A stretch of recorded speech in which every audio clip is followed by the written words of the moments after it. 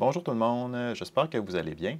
Il y a quelques jours, j'étais chez Epic Bike Store, pas loin du Mont-Saint-Anne et avant la neige, pour faire quelques tests concernant une idée conjointe qu'on a de s'associer pour créer des contenus qui sont un petit peu plus là, léchés et un petit peu plus en ligne aussi avec l'industrie du vélo en ce moment, pour vous présenter des produits, évaluation de vélo et peut-être autre chose.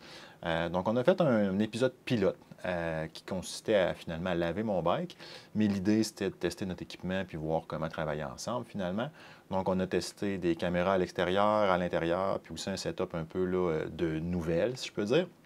Fait que ça donnait ce qui suit. Si vous voulez passer, vous pouvez y aller tout de suite. Il y a un marqueur dans la description. Mais essentiellement, ce qu'on a fait, c'est qu'on a tourné à l'extérieur pour vous montrer comment laver un vélo. Après ça, on est rentré à l'intérieur, voir comment s'organiser, mais aussi pour vous montrer comment sécher le vélo. Puis après ça, ben, on s'est fait un setup de présentation, si je peux dire, où est-ce que là, on passe produit par produit que j'ai utilisé pour laver mon bike. Je ne pensais pas vraiment le diffuser sur ma chaîne, mais je trouve que le résultat est quand même intéressant. Donc, laissez-moi savoir ce que vous en pensez dans les commentaires. Puis, si vous avez des idées aussi là, pour quoi faire la saison prochaine. Donc, assez parlé, ça roule. Bonjour tout le monde. Croyez-le ou non, je viens de terminer ma saison de coaching. On est quand même à mi-novembre, là, mais ça s'étire beaucoup avec les écoles secondaires. On roule tant qu'on peut. Et là, je pense qu'on a atteint le bout. Il pleut, il annonce de la neige, puis mon bike est vraiment sale. Fait que je me suis dit que j'allais aller voir mes amis chez Epic au Mont-Saint-Anne pour vous montrer comment nettoyer un bike pour l'après-saison, puis aussi comment l'entreposer puis le préparer. Bon, moi, première chose que je fais quand vient le temps de laver mon vélo, c'est de dégraisser un peu la transmission, surtout quand je sais qu'on en a besoin. Là, c'est vraiment très, très noir et bien gras. Il y a eu beaucoup d'huile ouette là-dessus, fait qu'on va enlever ça. Là, je vais utiliser un dégraissant moussant. À mon avis, c'est ce qui va le mieux. Celui-là, c'est de Peakeys, mais il y a différents là, fabricants qui font quand même assez bien le travail. Façon très simple d'appliquer ça. Faites tourner votre roue, puis visez votre chaîne sur la cassette jusqu'à temps que votre chaîne soit bien enduite. Vous allez voir, elle va finir par arriver de là. Puis une fois que c'est fait, ben, la cassette. Ce produit-là, pas besoin trop de s'en faire avec les freins, mettez-en. Puis ça, laissez ça agir. Après, on va le rincer, inquiétez-vous pas. Bon, là, le dégraissant moussant a déjà agi un peu, je le vois. Comme c'était bien crotté, je vais prendre une petite brosse à guire, puis je vais frotter parce que je pense que ça ne fera pas de tort. Si vous avez aussi une machine à. Pas une machine, là, mais ça se vend dans les boutiques, là, une espèce de petite capsule que vous mettez sur votre chaîne pour la laver, ça va très bien, celui-ci. Là, je me concentre sur ma chaîne. Je vais aussi passer du temps sur le plateau en avant.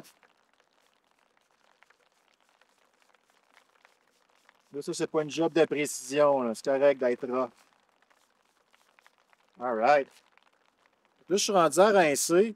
Quand vous rincez, il y a quelques précautions quand même à prendre, là. Vous voyez, si j'asperge directement à la cassette, ça va aller vers le disque, mais c'est du savon sale. Fait que allez-y de l'autre bord. Assurez-vous de ne pas mettre trop de crasse sur votre disque. Soyez juste conscient de ça. Puis l'autre chose aussi, à chaque fois que vous avez de l'eau, une hose ou whatever, sur votre vélo, évitez de passer trop de temps sur les pivots, puis tous les petits points qui pourraient rouiller, pénétrer, contaminer. Fait que faites juste être conscient de ça. Rincez intelligemment. C'est vraiment ça le message. Là, je vais me faire plaisir. On va rincer ça. Ouh!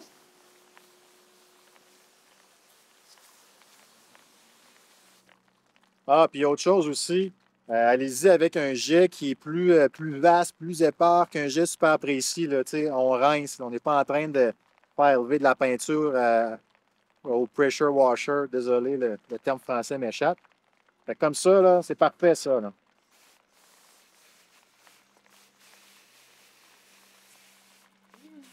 OK, super. Fait que là, j'ai rincé déjà mon vélo, puis ça a déjà fait une bonne job ici au niveau de la transmission. Je serais rendu à me concentrer plus au niveau du cadre avec un nettoyeur spécifique pour le vélo. Même chose que tantôt, là, petite précaution, c'est un nettoyant. Fait que, tu sais, assurez-vous de faire attention où vous en mettez. L'idée, c'est de nettoyer votre cadre. Fait que mettez-en généreusement, mais évitez d'en mettre trop aux endroits qui seraient vulnérables. Ça aussi, c'est un nettoyeur qui s'applique à sec. Fait que vous n'êtes pas obligé de rincer votre bike avant. Même que l'idéal, en saison pour prolonger la durée de vie de vos bearings et compagnie, c'est de nettoyer ça à sec plus souvent que mouillé. Ce que je suis en train de faire, là, c'est vraiment un grand ménage. Parce que du savon, c'est sûr que c'est pas tout le temps bon pour vos bearings et toutes les places mobiles. Fait que si vous voulez passer une saison avec de la graisse dans vos bearings, que vous voulez, assurez-vous d'être quand même conscient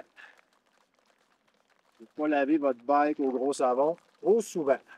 Puis j'ai appliqué mon nettoyant, je vais le laisser agir 3-4 minutes. Je vais encore rincer ça, puis vous allez avoir une bonne différence comparé à l'état initial. OK, ça fait à peu près 5 minutes que le nettoyant agit. Ça fait lever un peu la crasse qui restait, là. Fait que là, tout ce qu'il faut, c'est rincer. Même chose encore, hose à jardin, pas trop grosse pression. Assurez-vous d'enlever un maximum. Déjà, le bike, là, on le voit, là. Il a quasiment son shine de bike neuf.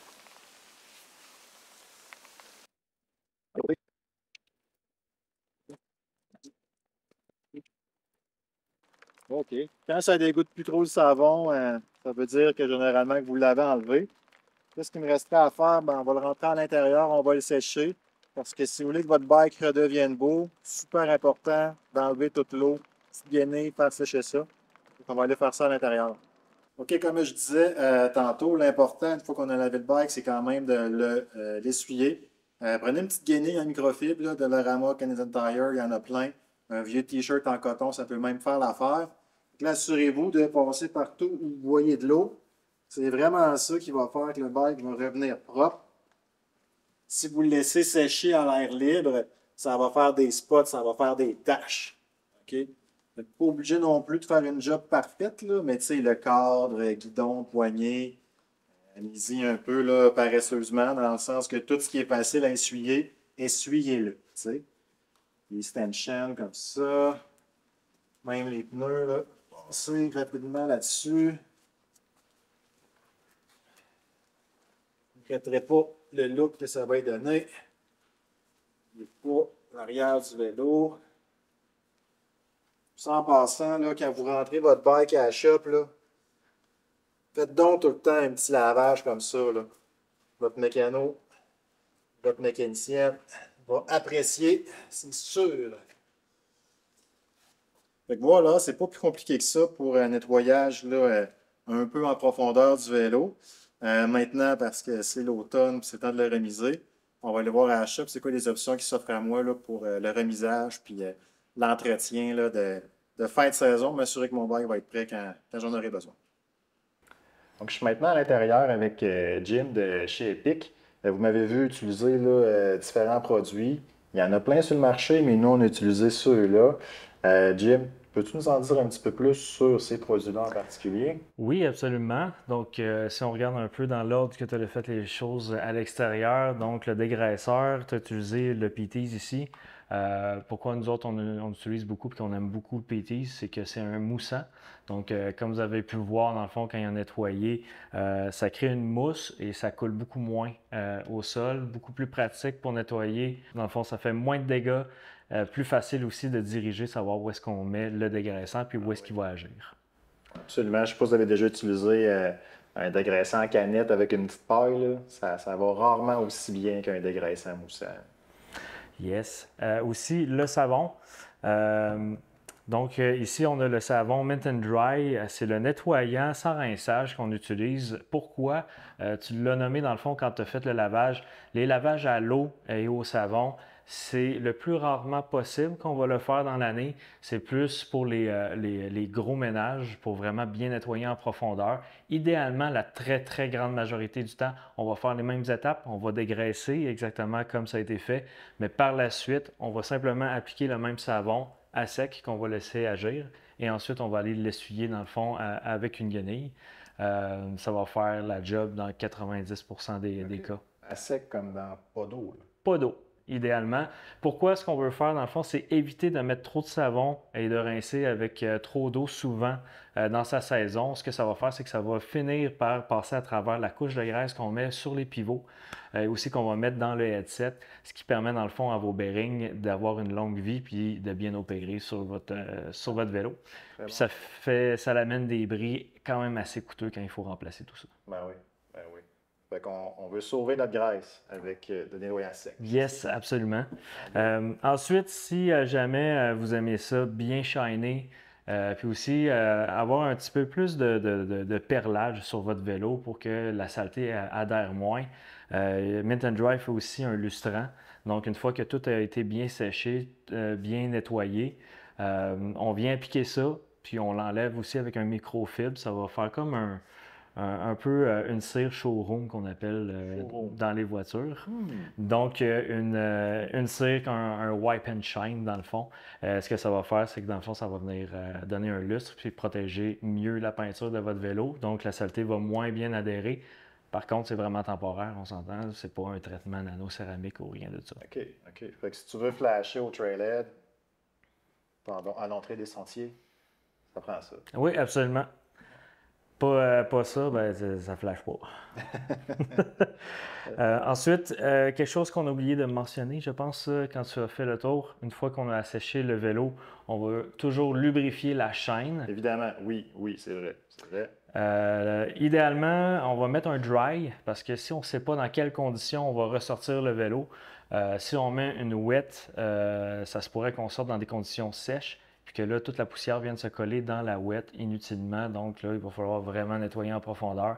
Donc si on y va avec un dry comme ça, chez Mint and Dry, super intéressant.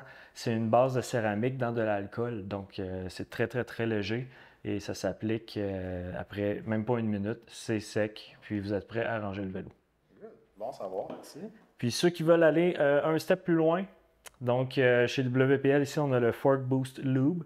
Donc, ce que ça fait, c'est qu'on vient lubrifier à la base de nos suspensions ou de notre dropper post près de la canne. On vient en mettre tout le tour dans le fond du stanchion. Après ça, on va aller pomper quelques fois. Ce que ça fait, c'est que ça vient lubrifier les joints d'étanchéité de la suspension.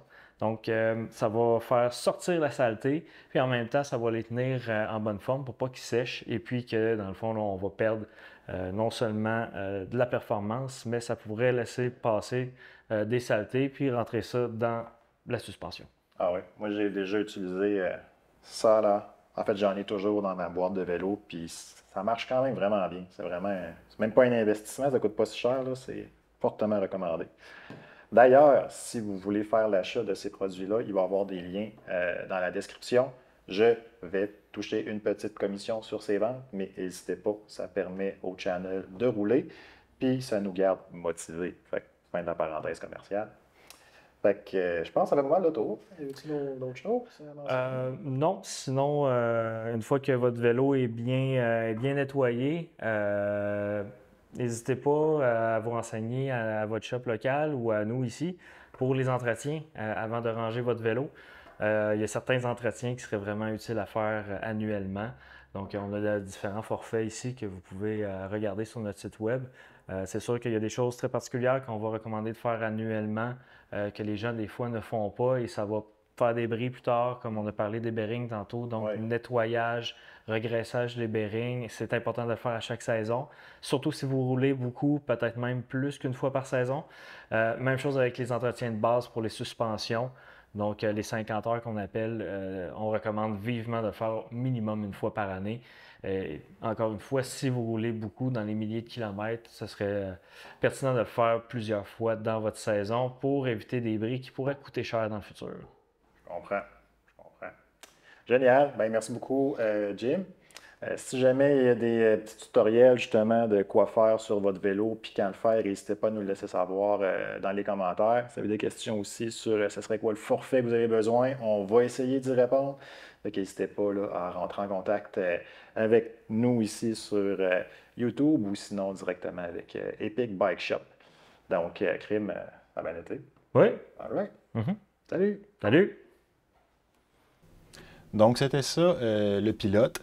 Comme vous pouvez voir, il y a beaucoup de choses à améliorer, évidemment, mais je pense que c'est suffisant pour vous donner une bonne idée du concept. Je ne dis pas que c'est uniquement ce genre de truc-là qu'on va faire, mais c'est ceux-là qui vont demander, évidemment, le plus de recherche, coordination, édition et tout ça. Donc, comme on l'a dit, n'hésitez pas à nous laisser savoir qu'est-ce que vous en pensez dans les commentaires et peut-être même nous faire là, des suggestions aussi de sujets à traiter. On a plein d'idées, mais on n'en a jamais trop. Donc, de grâce, c'est ça. Ne vous gênez pas. Donc, sur ces belles paroles et cette répétition, merci pour votre temps et à la prochaine.